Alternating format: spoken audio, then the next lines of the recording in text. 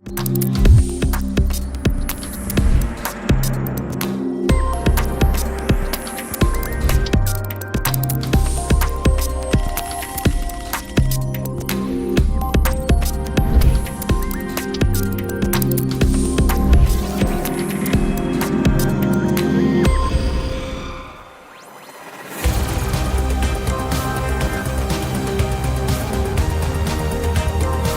have to now take responsibility for that dirty secret of data. We need all of us to make this work.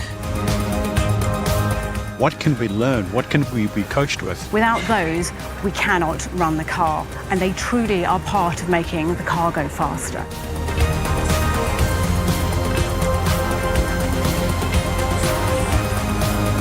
Are wicked issues that none of us can do alone. Welcome to the Sustainable Future, a part of the Futurist series presented by me, your host, Ian Khan.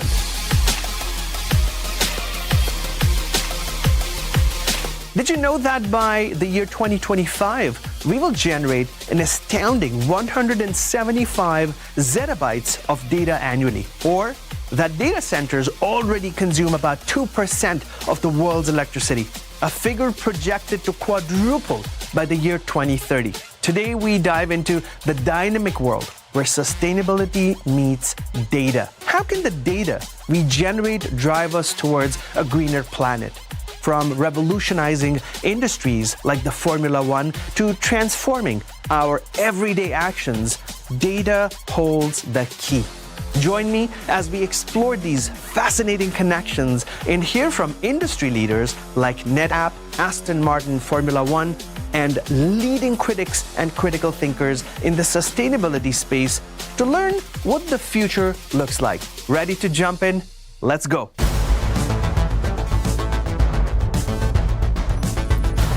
Data is the world's dirty secret.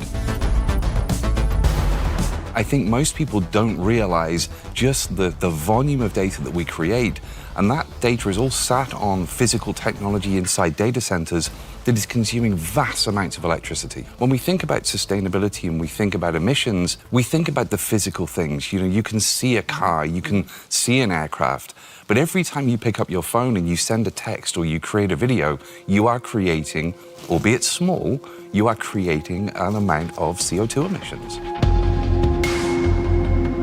Our relationship with data has evolved dramatically over the past 2 decades. In the early days of the internet revolution, we focused on systems of record, CRM systems, and ERP systems, generating relatively small amounts of data. But as virtualization and cloud computing emerged, the quantity and types of data exploded. So if we think about the quantity of data that we create in the world right now, by 2025, it's estimated we'll create 175 zettabytes of data. That puts us on track to hit what I call the yottabyte problem by 2030. 1 trillion terabytes is the equivalent of every single human being on the planet carrying 500 iPhones. That is the volume of data that we're going to be creating as we project forward towards 2030, driven by sensors, by IoT, by AI, by a whole number of different events. At a consumer level, each text message, video, and photo contributes to this growth. In the corporate world, sectors like aviation illustrate this surge. Did you know that a single transatlantic flight generates hundreds of gigabytes of data? Our cars, our homes, and our workplaces are all part of this data deluge.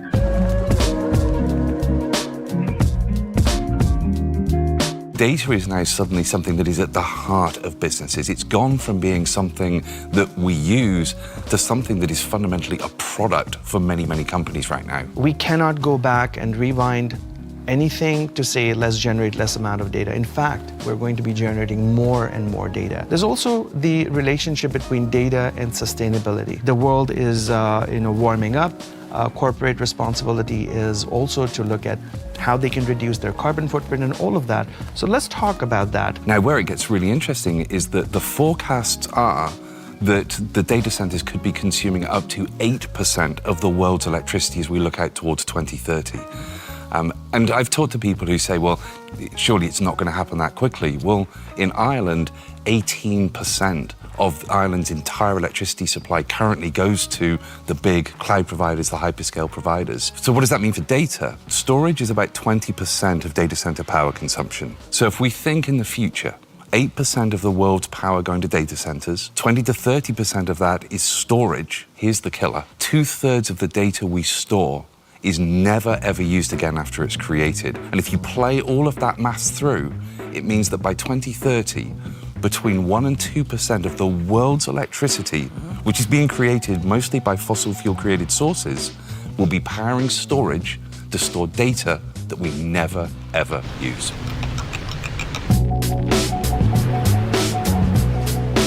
Now let's dive into a critical conversation about the future of data and sustainability. NetApp, they help companies build intelligent data infrastructure, allowing them to securely store, protect, and manage their data, whether it's in their own data centers or across major cloud providers. As Matt Watts, Chief Technology Evangelist at NetApp, explains, data is the world's dirty secret. Most people don't realize the sheer volume of data we create and the environmental impact of storing this data in energy-consuming data centers. By the year 2030, storing unused data could account for 1 to 2% of the world's electricity, mostly generated from fossil fuels.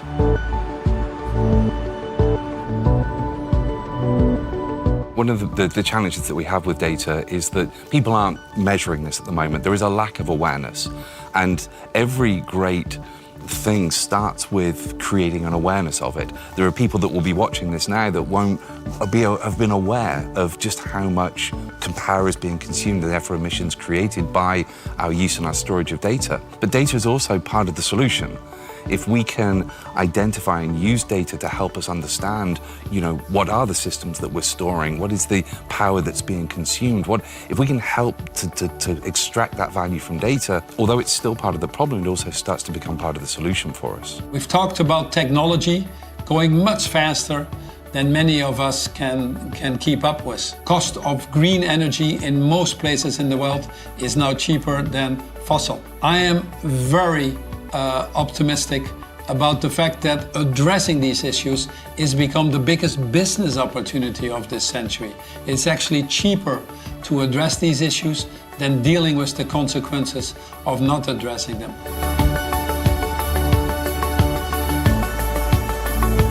From the things that NetApp as a company can help with, it starts off by understanding what is the power consumption and the wastage within your entire data center. Then look at your data. 68% of the data you store is never ever used again after it's created, but it's still consuming power.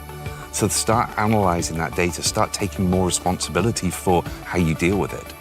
Then look at using the cloud. And then finally, for what remains in your data center, make sure the technology you're using is the most sustainable technology that you can get. Only companies that understand that they're in the business of not only addressing the issues, but doing it in a way that makes things better, will ultimately succeed in society. The ones that continue to deny it and stick their heads in the sand are heading to the graveyard of dinosaurs.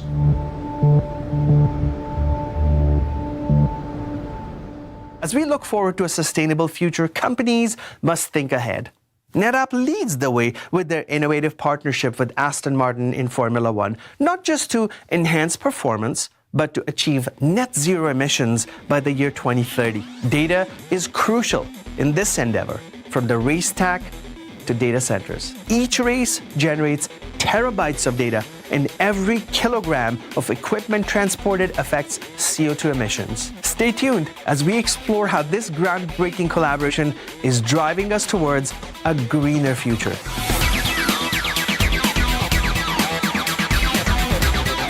Formula One is looking to achieve net zero by 2030. And that, for us, was something that we wanted to be part of. I am a huge Formula One fan, so I want to be part of how do we take something which everybody loves and go through this incredible challenge to take this sport that nobody would think about in regards to sustainability and put it on a path to becoming more sustainable. Technology is here in the factory.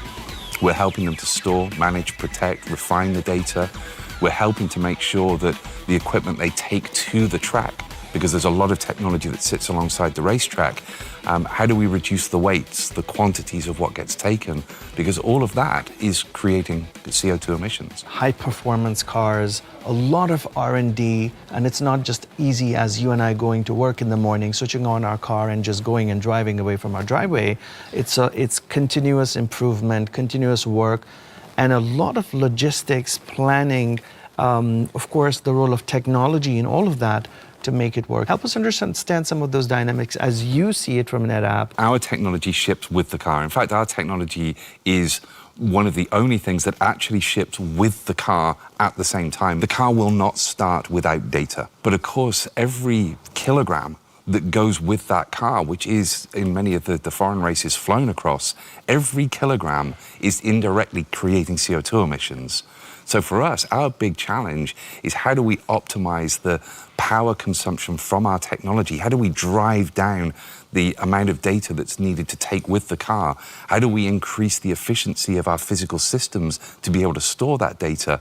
And that's a constant challenge for us. How do we make that technology, the data that it's storing, as efficient as it can be, such that we're reducing the weight for some of the logistics? Moore's law, which predicted back in the day that every once in a while technology will double its capacity. It was related to transistor capacity in microprocessors, but now it's quadrupling and expanding 100 times. So Moore's law has been broken a long, long time ago. And so I'm really excited to look at the future and say, we don't know, we can't predict where we'll go, but we are going pretty far with how technology can help us do something and achieve these goals. Today, the largest solid-state drive that we ship is a 30 terabyte drive, which, for people watching this, that's about 60 times the capacity of your mobile phone in something about the same size. It's not actually a 30. It's a 30.6, but we don't mention the 0.6 because, it's a rounding error. But if I take you back about 6 or 7 years ago, the largest solid-state drive you could buy was about a 400 gig. That is smaller than the rounding error of the one that we ship today. That's the progress of technology in a relatively short space of time. There is a very, very simple reality right now that technology, from a storage perspective, is not keeping pace with Moore's law.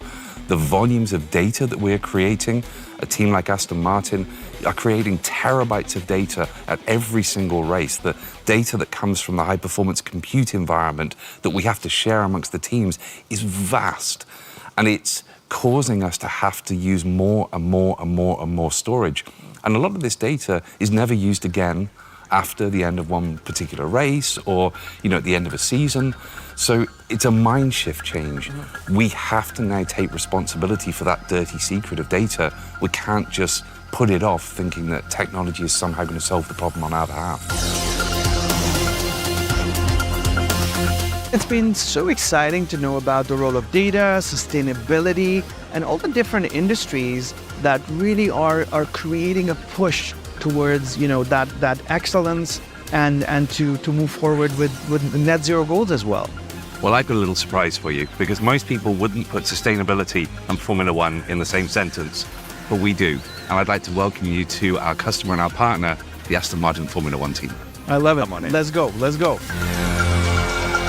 In this episode of The Sustainable Future, we explore the innovative partnership between NetApp and Aston Martin Formula One, highlighting the vital role of data and technology in sustainability. NetApp's collaboration with Aston Martin Formula One began with a shared vision to enhance performance and achieve net zero emissions by the year 2030. I'm excited to meet Claire Lansley, Chief Information Officer from Aston Martin Aramco, who will share how they are embedding sustainability into every aspect of their operations. Their new facility, the first purpose-built Formula One facility in over 20 years, is designed with sustainability in mind.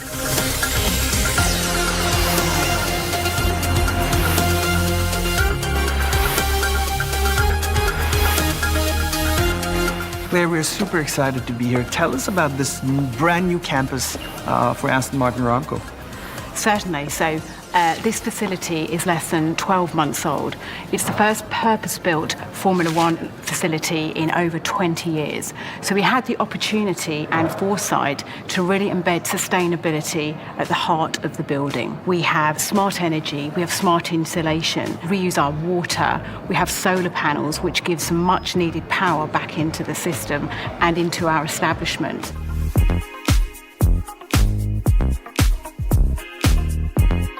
We are focusing on the fact that we can monitor their power consumption. The devices themselves do not require so much power. You're doing this at a facility level. This is also happening in the cars themselves. It's happening across the entire chain of things that are connected within Aston Martin Formula One. Absolutely. We have NetApp devices here at HQ. They will be embedded in our new wind tunnel facility, which is the latest building that's coming online. And we also have the devices at trackside as well. Without those, we cannot run the car. And they truly are part of making the car go faster. So Claire, if I may ask, you're racing across the world, right? Literally, the cars are either in China or Bahrain or Saudi or one of the places where the races are happening. This is so exciting, and you get to work in this facility. You're going net zero, you're doing renewable power, like you're doing everything needed to achieve that net zero goal of 2030. How is it to work in that environment for you? Really exciting. You can combine the passion of the sport and speed and performance with actually doing something for the environment. And that is a fantastic and really fulfilling combination. That's an awful lot of logistics and an awful lot of things that have to go to the tracks. And one of those things, of course, is technology.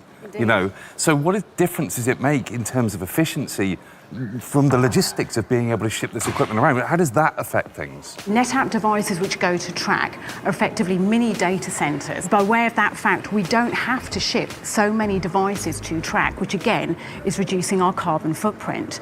Furthermore, the technology and its intelligent infrastructure can be managed remotely. So engineers can stay put here in the UK and still contribute to the race operations, again, further reducing our carbon footprint. It's really important, not only to the Aston Martin Formula One team, but to the F1 industry in its entirety. We have a quest of being carbon neutral by 2030, and NetApp is helping us realise that goal.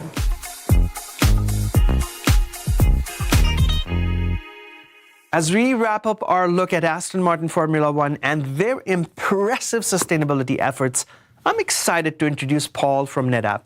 He brings new insights on AI, digital twins, technology, and leadership. As data explodes at a phenomenal rate, sustainability becomes key.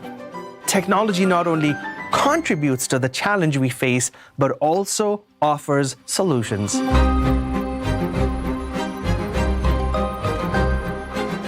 Sustainability is a key part of responsible data usage, because it's like everything else. If you just have mountains and mountains and you never clean up and you never throw it away and you never do anything with it, you know that all that data has to be cooled, supplied with power, managed. It's a risk vector.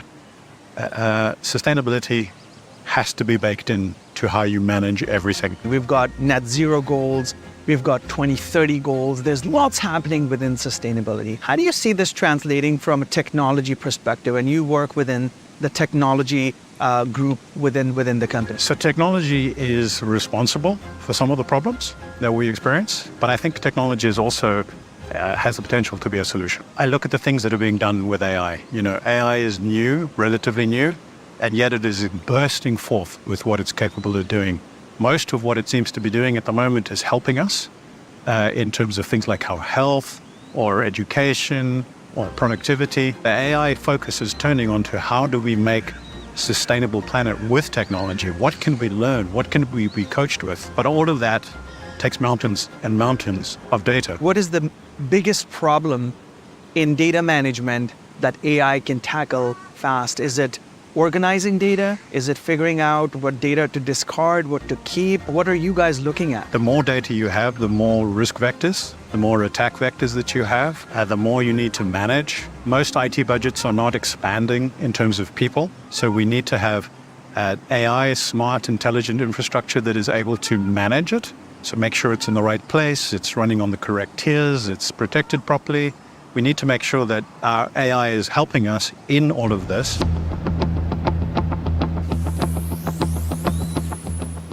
Imagine if you can take something that a really expensive, complicated piece of engineering, and you can assign a digital twin to it, and you can train it to behave like the real thing. Yeah. And then you can say, what happens if I change this parameter? What happens if this environmental thing changes? What happens if I shave a little bit of weight off that? Yeah. And from this, you end up with really good engineering that is predictable, it's reliable, and it's going to help save on weight and fuel and all these sorts of things, because you're just making a better product. Yeah. But the key to all of that, of course, is mountains and mountains of data. Millions of parameters, thousands of parameters, millions of iterations of them, leading to exabytes or petabytes worth of data. Oh, yeah. That all needs to be stored, shared, protected, managed, all the things you need to do with data. Yeah. You mentioned earlier, and we were talking, you mentioned the 4 things that we need to do, and you're doing, and you're focusing on as a company in order to move forward, and it was the 4 Ps. If you ask any CEO or any board what it is that they focus on, the pillars that their organizations are built on would be people. It's going to be built on technology, and it's to drive growth, right? We take that one step down. We say that everything to do with sustainability is about people, planet, and being able to be profitable. We're a commercial organization. We need to be profitable. We need to be able to invest money back into what it is that we do.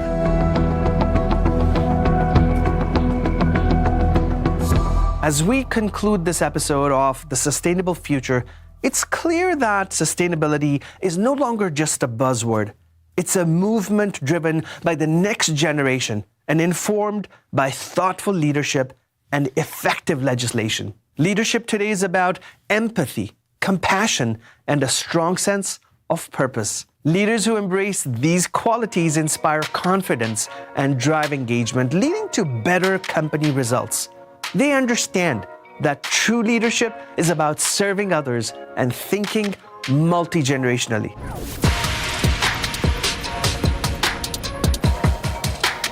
I live in the Netherlands, and there was a survey that was done recently of people going through Central Station. They asked those people coming through, would you take a decrease in your income potential to work for an organization that had the same ethical beliefs as you around environment, social governance, people. Of the 25 and younger, 40% of them said they would take a significant or very significant pay cut to work for an organization that met their ethical needs. That is absolutely massive.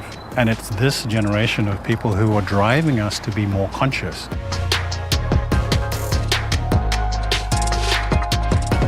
Real leadership is understanding by putting yourself to the service of others, you're better off yourselves as well. And I think that leadership characteristics of putting yourself to the service of others, having a higher sense of purpose, embracing these broader partnerships, working and thinking multi-generational are the leadership skills that we need in today's society to succeed.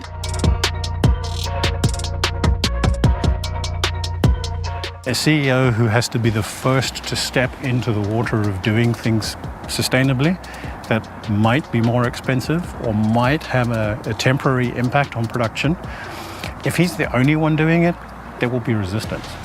But if you have legislation and everybody has to do it, then it becomes a race to see how well you can do it.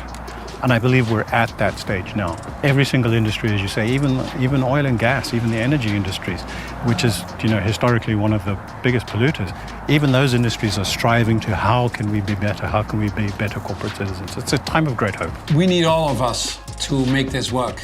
Issues like climate change or inequality, biodiversity destruction, are wicked issues that none of us can do alone. We need governments to put the right laws in place and the right regulations to enforce these laws and regulations.